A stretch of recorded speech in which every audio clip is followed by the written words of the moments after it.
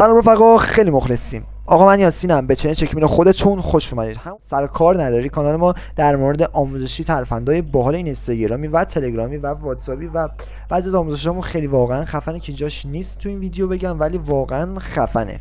لطف کنید که حتما چنل ما رو سابسکرایب کنید، زنگوله بغلش رو بزنید.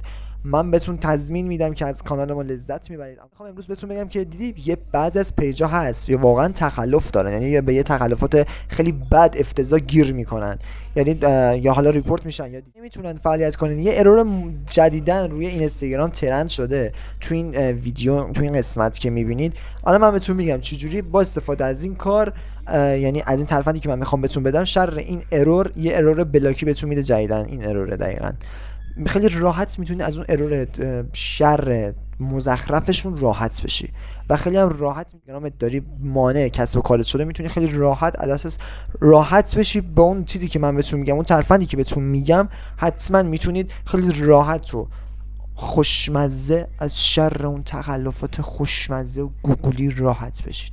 فقط کافیه که چنل ما رو سابسکرایب کنید، زنگوله بغلش رو بزنید که هر موقع ویدیو گذاشتم در دسترستون برسه. آقا در دسترستون برسه، خودمونی تر بشم تو این موضوع.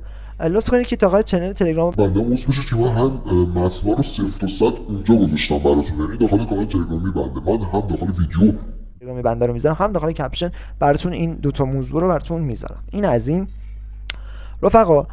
و اینکه بریم سراغ آموزش. من دیگه زیاد وقتتون رو نمیگیرم، دوستتون دارم. خیلی آموزش ها دیگه هر روز آموزش داریم و لطف کنید که ما رو حمایت کنید، زنگوله بغلش رو حتما بزنید، سابسکرایب بکنید، حمایت یادتون نره، ویدیو ما رو شیر کنید.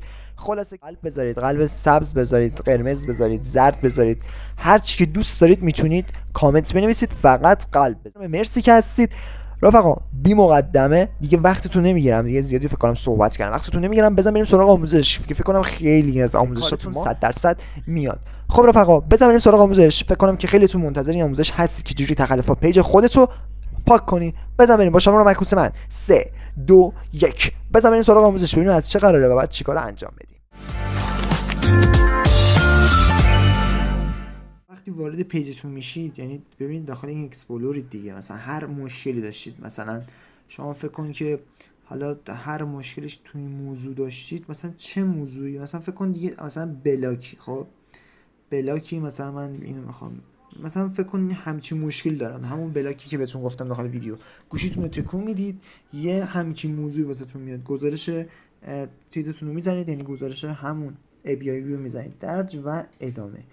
یا اگر اسکرین شات تو مواقعی که مواقعی که ارور میاد گرفتید، خودش به صورت اتوماتیک اسکرین شات رو میگیره.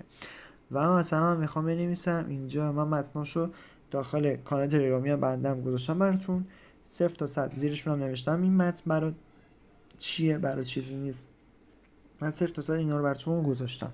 وقتی گزینه ارسال اینجا بزنید، ببینید خیلی راحت منتظر میمونید اون متن و اون حالا به قول خودمون عکس اوکی بشه و با هم ست بشه، مچ بشه، یه پیغام از اینستاگرام برام میاد که آره مثلا رفع شده.